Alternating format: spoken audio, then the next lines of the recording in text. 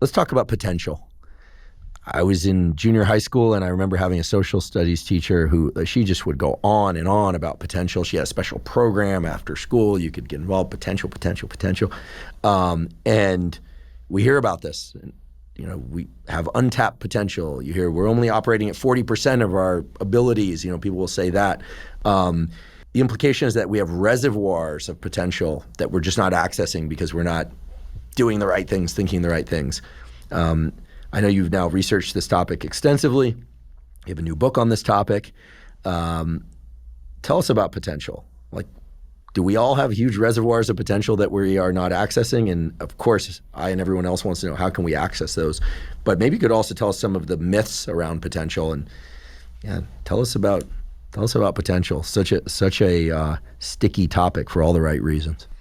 Thank you.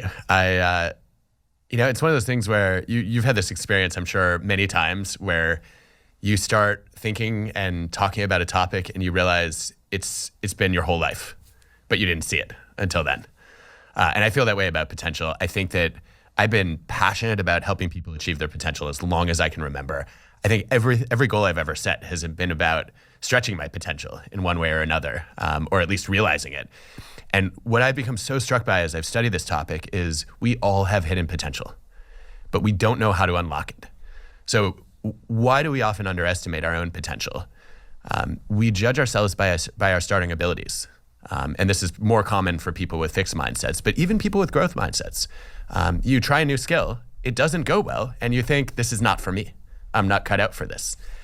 And then it gets worse when other people also, you're not just underestimating yourself, you're also being underestimated by others. Other people watch you and say, yeah, you don't have you're not a prodigy. You're not a natural. You don't have the talent that it takes. And I think the big myth there is that raw talent is the most important driver of how high people climb. It's not. Motivation and opportunity matter more than raw ability for growth. Motivation and opportunity. Yeah. Obviously, everybody starts at a different point. But how close you come to your potential is much more about the character skills you cultivate to improve and improving over time.